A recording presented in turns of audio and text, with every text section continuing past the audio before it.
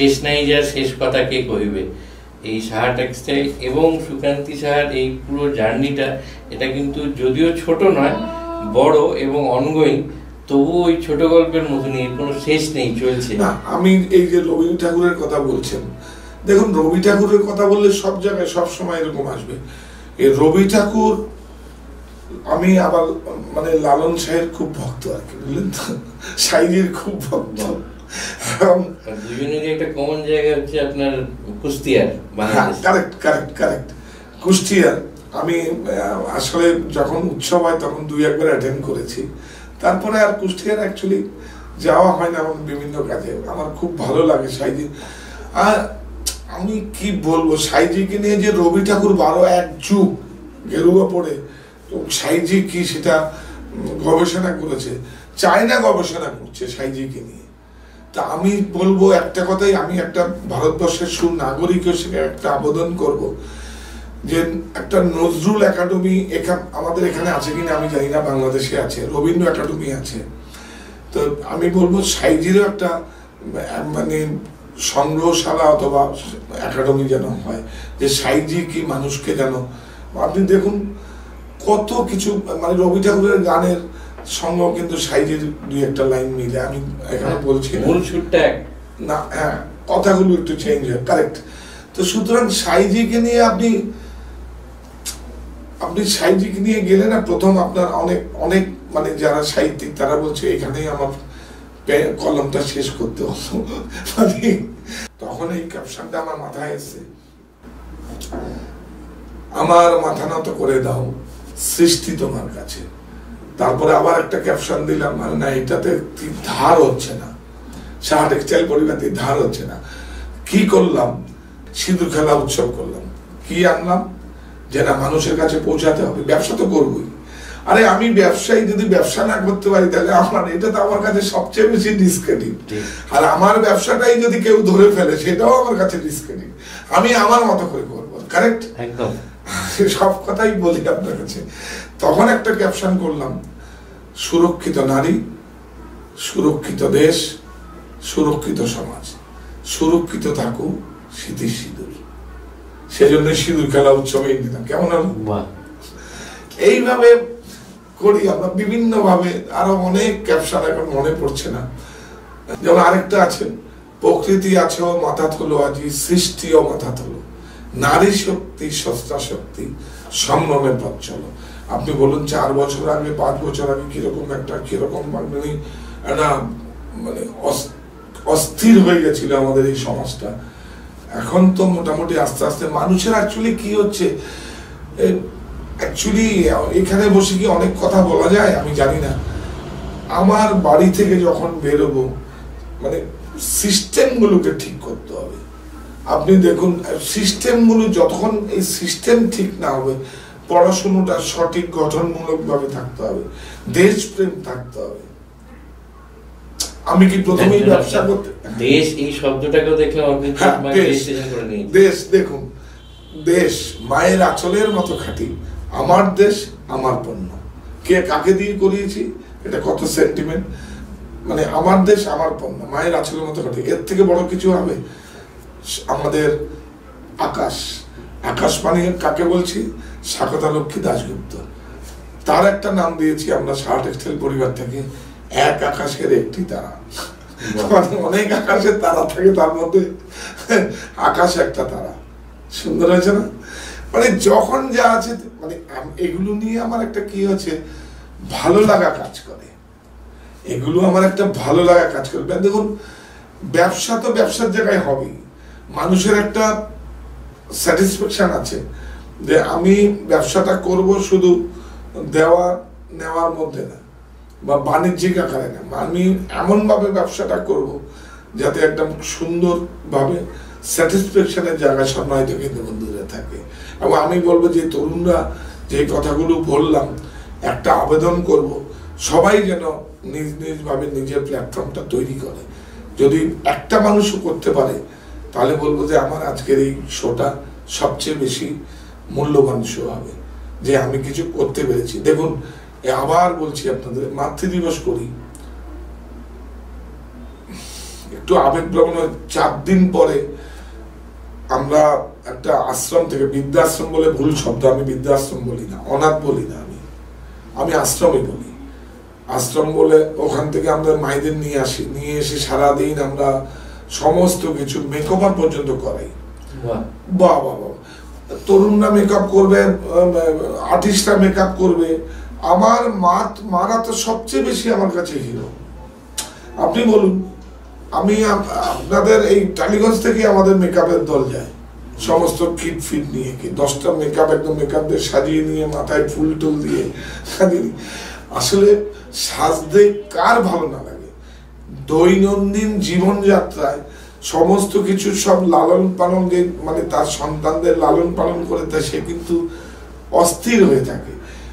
যেই রকম মায়েদের নিয়ে মাতৃদিবসে যে কাজগুলো আমি করি, যেমন আপনি এই পুজোর আগে আপনি একটা অ্যারেঞ্জ করুন যে শিশুদের নিয়ে, মায়েদের নিয়ে আমি আমার সারাদিনের নিয়ে এসে সুন্দর করে বাসে করে, সুন্দর শীততাপ নিয়ন্ত্রিত বাসে করে নিয়ে এসে খাইয়ে দাইয়ে সুন্দর করে একটা পোশাক টোশাক দিয়ে আমি আবার, মায়েদের তো অনেকভাবে যত্ন করা যায়, মারা এতেই খুশি।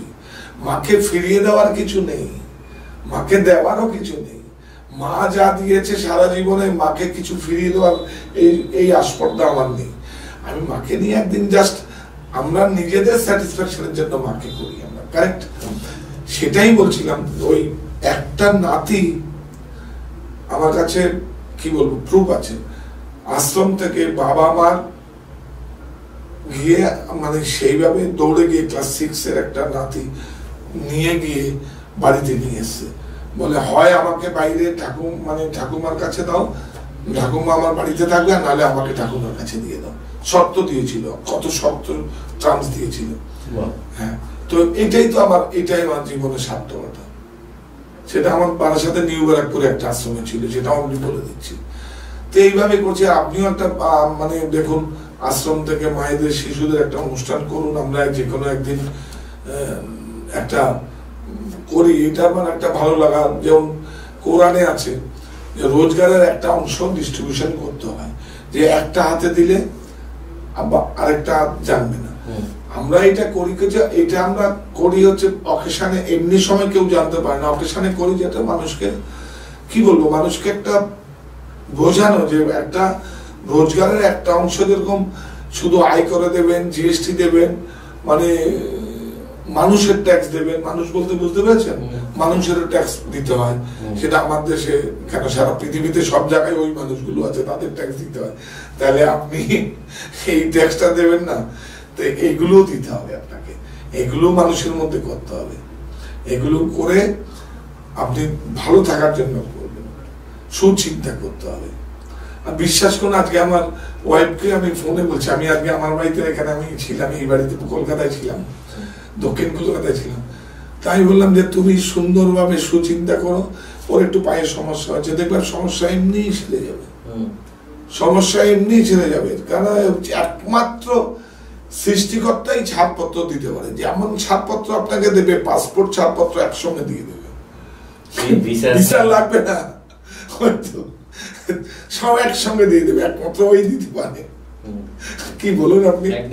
তাহলে আমি বললাম তুমি দুঃখ করো না, তুমি ভালো কাজ করো, মানুষকে নিয়ে থাকো। কারণ সে তো সৃষ্টিকর্তাও চায় যে যাকে কষ্ট দিয়েছে আমরা তাকে যেন কষ্ট না দিই, কিন্তু তারই সৃষ্টি তো বলে আমি দিচ্ছি কিন্তু তোমরা দেবে না, তো সেটা কিন্তু পছন্দ করে। আর তার কাছে কিন্তু সব বললাম যে ওই যে অনেক বড় ক্যামেরা আছে, সিসিটিভিতে সব সিসিটিভি কি, ওটা অনেক বড় স্যাটেলাইট, একটাই যন্ত্র, ওর থেকে আর কোনোদিন ওটা আপগ্রেড হবে না। যত আপগ্রেডই হোক ওই একটাই তৈরি করে রেখেছে। হ্যাঁ, ওটা আমরা তো ছোটবেলায় আমাদের অন্তর্যামী, সব বুঝতে পারি। আপনি যখন এখানে দাঁড়িয়ে থাকবেন, আমরা যখন আপনাকে অ্যাসিস্ট করবো বুঝতে পারি। একটা সম্মানিত কথা বন্ধু যখন ঢুকবে, দেখুন মার্কেটিং এর এটা হচ্ছে প্রথম অংশ, সব বলবো আপনি, এটা হচ্ছে মার্কেটিং, তাকে অ্যাসেস করাটা, অ্যাসেসমেন্ট করা, সে কি করতে পারে, সে কতটা এফোর্ট করতে পারে, এবং তার থেকে সুন্দরভাবে পকেটের, যেমন লোকনাথ বাবাই তো বলেছে, রণে বনে জঙ্গলে যেখানেই থাকো আমাকে স্মরণ করো, তা আমি বলি রনে মনে জঙ্গলে যেখানেই থাকো সংজ্ঞায়িত ক্রেতা বন্ধুর থেকে টাকাগুলো সুন্দরভাবে আমার বাক্সে আনো। সব শেষ করে দেওয়ার পরে শাহাদা আবার আসছি, কান্তিদা আবার আসছি, আবার আসবো, আবার আসিব ফিরে দানশিরি দিশিরি, আবার আসিব ফিরে আমার বাড়ি থেকে। আজকে এই পর্যন্ত থাকলো, শেষ হবে না। আর একটা কবিতা মনে পড়ছে, এটা ওই মেলাবেন তিনি মেলাবেন, পুরো হাওয়ার সাথে ঝোড়ো বাড়ির ওই ভাঙা জানলাটা মেলাবেন। অর্থাৎ যিনি মেলাতে জানেন তিনি পুরো বাড়ির ভাঙা জানলাটার সঙ্গে ঝোড়ো হাওয়াকেও মেলাতে পারেন, এবং একেবারে সিমলেসলি।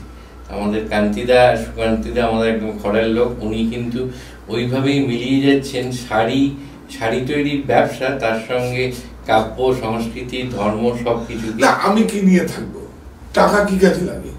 টাকা একটা মানুষের কত টাকা লাগে? এই যে মানুষ ক্রাইম করে কি করে, তার তো এগুলো কুচিন্তা।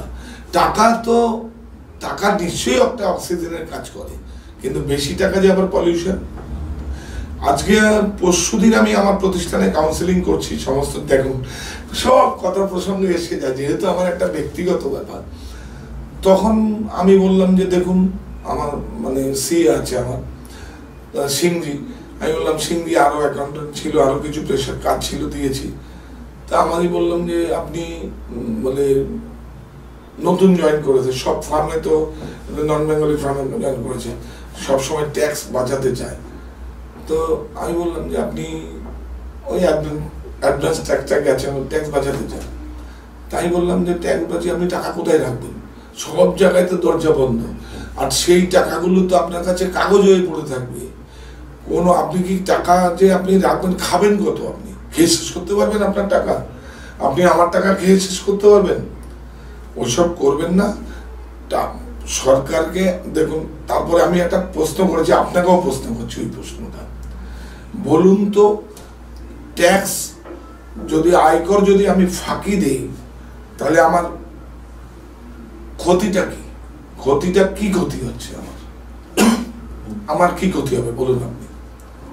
দাদাকেও আমি একটা অর্থনৈতিক পার্সপেক্টিভে বলতে পারি যে ক্ষতিটা হচ্ছে যে ওই যে ইনকাম ট্যাক্সটা আপনি দিচ্ছেন আপনার রোজগার থেকে, সেইটা আর একটা অর্থনৈতিক উন্নতির শৃঙ্খলটাকে শুরু করছে, এটা ডেভেলপমেন্ট চেন কিন্তু সেট করে দিচ্ছে যে ওই টাকাটা নিয়ে ফার্দার কাজে লাগে। এবার আপনি যদি ওইটা একটা জায়গায় কেটে দেন, সেই কেটে দিলে ঘুরে আপনারও ক্ষতি, লোকেরও ক্ষতি। দেখুন এইটা আপনি যেটা বলছেন এটা বেসিক, এটা সবাই বলে, এটা একটা ভালো মানুষ সুচিন্তা থাকে, মানে দেশের জন্য যারা ভাববে, দেশের ভাবধারা থাকবে, দেশকে যারা ভালোবাসবে, তারা সবাই একই কথা বলে। কারণ উন্নয়ন কোথার থেকে হবে? দেশকে যদি আপনি উন্নয়ন করেন, তাহলে আপনি এই যে আমরা বলছি আমরা দেশকে উন্নয়ন করবো, আমরা বাংলা উন্নয়ন করবে, কোথার থেকে আসবে? সেটা তো বেসিক, সবাই জানে। কিন্তু বেসিক যেটা সবচেয়ে বেশি ক্ষতি করব, আমার ক্ষতিটাই আমি করব, সেটা হচ্ছে কি বলুন তো, আমার কোম্পানির যেটা ক্যাপাবিলিটি সেটাকে আমি ডাউন করে দিলাম। আমি বোঝাতে পেরেছি? যেটা কোম্পানি আমার যে ট্যাক্স আয়কর দিয়ে যে আমার প্রোফাইলটাকে যে অনেক বড় চিন্তাধারা করে দেব, এবং আপনার পিছনে যে কতগুলো, আপনি শুধু জুতোর তলি ক্ষয় করবেন না। আপনি বলুন না আজকে আপনি আজকে আপনার 5 কোটি টাকা দরকার, ব্যাংক আমাকে বসে সাইন করে আমাকে দিয়ে যাবে, 24 ঘন্টায় দিয়ে যাবে। কিন্তু নিলে কি হবে? সে তো গুড়ের চাকর যখন পিঁপড়া খেতে খেতে 10 দিন খেলে দেখবে এতটা খেয়ে ফেলেছে, তা আমার প্রফিটেরও তো সব ও নিয়ে যাবে পিঁপড়ের মতো। আমি দেই না কাউকে, আমার প্রফিটটা আমি থাকি ভালো উন্নয়নে, মার্জনা করবেন, ভালো কাজ করি, মানুষের কাছে থাকা। আমার একটা সাহা টেক্সটাইল চ্যারিটেবল ফান্ড আছে, যেখান থেকে আমি সেই ফান্ডটা, ধরুন আমি একটা বাইরে কোথাও ব্যাঙ্গালোরে গেলাম, সেখান থেকে অত আমার পকেট মানি বাঁচলো, আমি আবার কার্ড ব্যবহার করি না, তার সঙ্গে কার্ড ব্যবহার করতে পারি। আরে বাপরে, কার্ড যদি ব্যবহার করে, এখন অনলাইনে পেমেন্টটা অফিস থেকে ব্যাক অফিস থেকে করে দেয়, যেটা ওদের সুবিধাটি আর ঠিক। আর যার পকেট মানি থাকে সেগুলো এনে আমি একটা সাহা টেক্সটাইল চ্যারিটেবল ফান্ডগুলো আছে ওখানে রাখি। সারা বছরে ধরুন মানে 1 টাকা করে দেখবেন 100 টাকা হয়। 1 টাকাটা মনে হবে না, যে আপনি যদি জমাতে থাকেন। হ্যাঁ, তো ওইটাই আর কি। সুতরাং আপনাকে সুচিন্তা করতে হবে, আপনার কোম্পানি যদি আপনি মনে করেন যে আজকে আপনার 10 কোটি টাকা আপনি ব্যাংক থেকে আপনি পাবেন, ধরুন সাপোজ, আমি নেই না সেটা আলাদা কথা, আমার লাগতেও পারে যখন বড় প্রজেক্ট করব। এখন অ্যাকচুয়ালি লাগে আমার তো সম্মানিত ক্রেতা বন্ধুরাই আমার ব্যাংক, আমার সাহস তো আপনারাই, আপনাদের কাজ করছি আমি, কেয়ারটেকার। আপনারা আপনাদের নৈতিক সমর্থন জানিয়েছেন, আর কি চাই আমার বলুন? সারাদিন কাজ করছি, কত সুন্দরভাবে একটা ভালো সৃষ্টি করব, সুন্দরভাবে আপনাদের দেবো। সে পুরনো যে মিউজিয়ামে যে রকম রাজঘরানা, যে আমাদের ক্যাপশনটা কি মিউজিয়ামের দুর্লভ সম্মান নয়, ইচ্ছে করলে আপনি আপনার ব্যক্তিগত সংগ্রহে রাখতে পারেন। তো সুতরাং রাজঘরানা, আপনি লখনৌ মিউজিয়ামে যাবেন, আপনি ক্যালিকো টেক্সটাইল মিউজিয়ামে যাবেন আহমেদাবাদে, আপনি বিভিন্ন কলকাতা মিউজিয়ামে গিয়ে আপনি দেখতে পাবেন। সেইগুলো কেন, ইচ্ছে করলে আপনি আমাদের সাহা টেক্সটাইল, আমার বাড়ি ত্রিপুরায়, শিলচর, বারাসাতে আপনি দেখতে পাবেন। শুধু এগুলো কি, এগুলো একটা আমার ভালো লাগা কাজ করে। সবাই যদি এফোর্ট থাকে আপনারা ক্রয় করতে পারেন। আরে আগের দিনের রাজা বাচ্চারাও তো তেল কি সুরার দাপট, মশলার দাপট, আর সমস্ত লোকজনকে খাইয়ে দাইয়ে এরকম করতো, বুঝতে পারেন? শিল্পীদের নিয়ে কি করতো, ওই সভা করতো, আর নাহলে ওই মণ্ডপের সময় যে কলমকারী আমরা বলি, সেটা তো কলমকারীটা আসলো কোথার থেকে?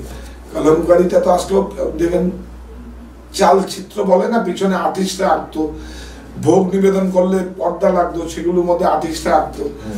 আস্তে আস্তে আস্তে কনভার্ট হয়ে বাণিজ্যিক আকারে এসছে, কারেক্ট? যেরকম আমাদের কাঁথাটা, যেমন বাটিকটা ইন্দোনেশিয়ার থেকে প্রশিক্ষণ দিয়ে এসে রবি ঠাকুর যেভাবে আমাদের শ্রীনিকেতন গ্রামকে মানুষের কর্মসংস্থান করে দিয়েছিল, তো বাটিক মানি হচ্ছে, আমরা জানি যে শান্তিনিকেতন। অ্যাকচুয়ালি বাটিকটা আমাদের ইন্দোনেশিয়ার মতো করেনি, আমাদের শ্রীনিকেতনে আমরা যেভাবে কালারে অভ্যস্ত সেইভাবে আমরা করেছি, বা রবি ঠাকুরও সেইভাবে চিন্তা করেছে। এগুলো তো একটা প্রজেক্ট। এই যে দেখুন, মানে শ্রীনিকেতন গ্রামটা, ওটা তো পুরোটাই একদম কুটির শিল্পে ভরা, আপনি যাবেন। হ্যাঁ, তাহলে এই মডেলগুলো যদি আমরা দেখি, তাহলে তো দেশ এবং দশের সমৃদ্ধি হবে, তাহলে কি, তাই না? তো এইগুলো করতে হবে আপনাকে। আর ওই যে বললাম, মানে ট্যাক্স ফাঁকি দিয়ে তাহলে নিজেরই ফাঁকি দিলাম আমি, আপনি বলুন। ঠিকই, আলটিমেটলি নিজেকেই ফাঁকি দিয়ে দিলেন। হ্যাঁ, আমার কোম্পানির প্রোফাইলটা আজকে ধরুন আপনার 10 কোটি টাকা, আপনার ওই প্রোফাইল যেটা আছে ওটা আপনি নিতে পারেন। 6 কোটি টাকা 7 কোটি টাকা যদি আপনি অ্যাপ্লাই করেন, আপনার ওদের মধ্যে, ব্যাংকের মধ্যে কম্পিটিশন লেগে যাবে, কে আগে আমাকে লগ্নি করবে, কে আগে আমাকে লগ্নি করবে। কারণ কি, আপনার কাছে তো একটা রয়েছে, মানে ভান্ডার রয়েছে, যেটা আপনার প্রোফাইল, তাই না? এত টাকা ট্যাক্স দেয়। হ্যাঁ, তো ব্যাংক অ্যাকচুয়ালি কি, ব্যাংকে যেই টাকাটা দেবে সেটা ওদের কাছে কিন্তু টাকা নয়, ওদের কাছে একটা প্রোডাক্ট।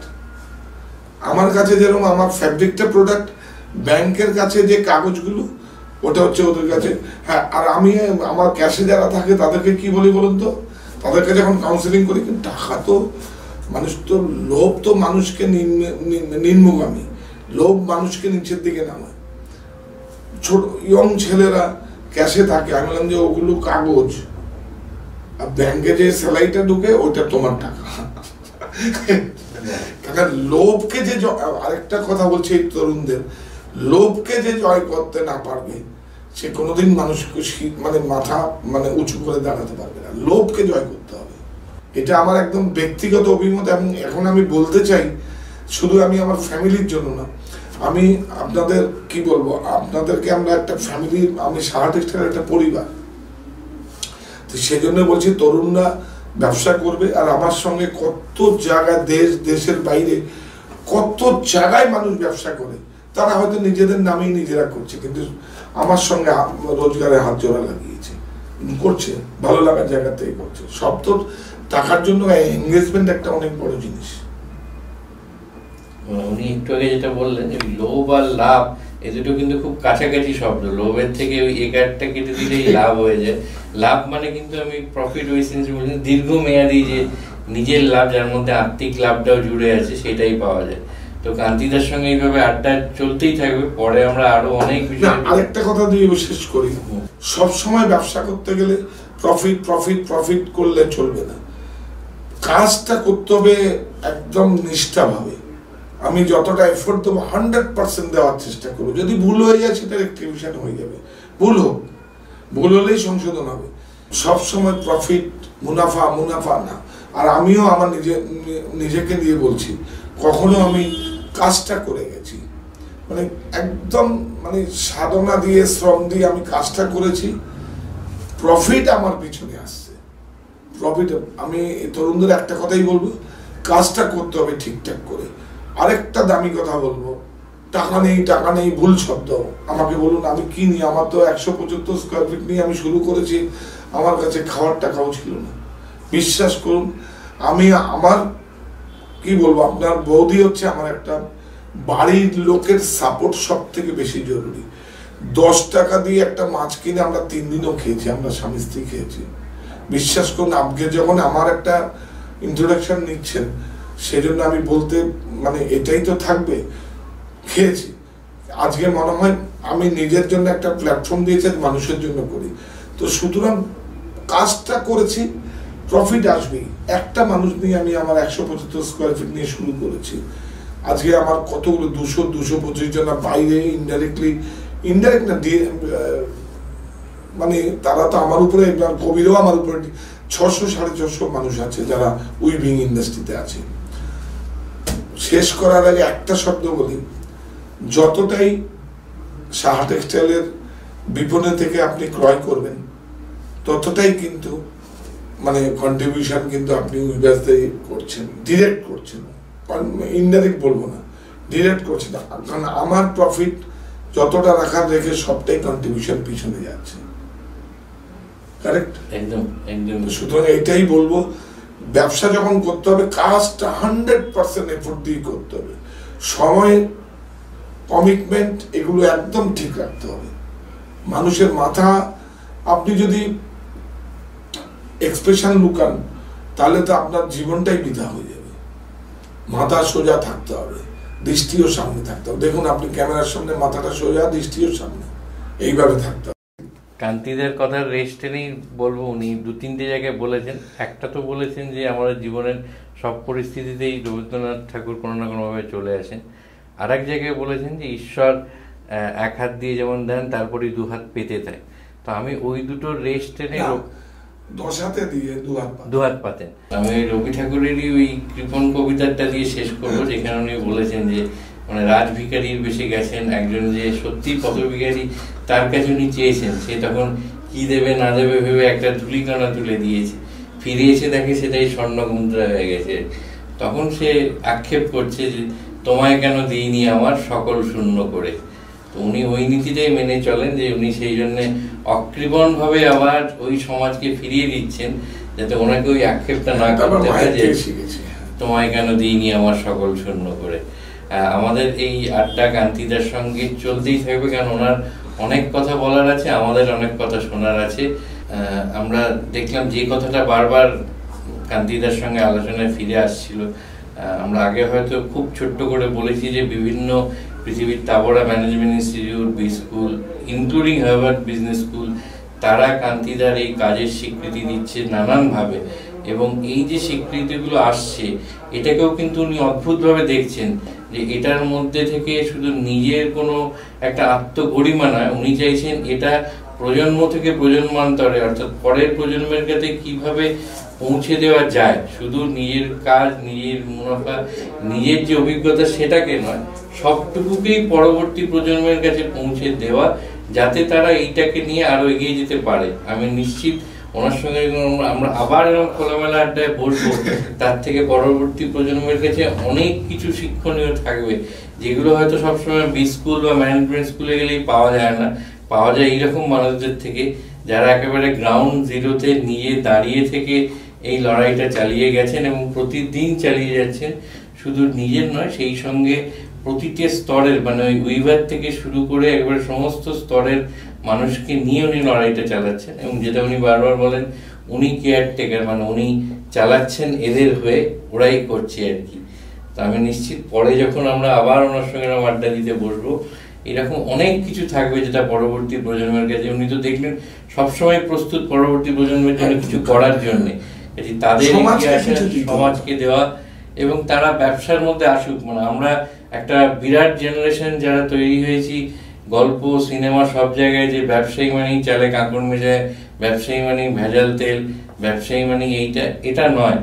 ব্যবসার মধ্যেও একটা ভালো জিনিস আছে যেটা সমাজকে ফেরত দেওয়া।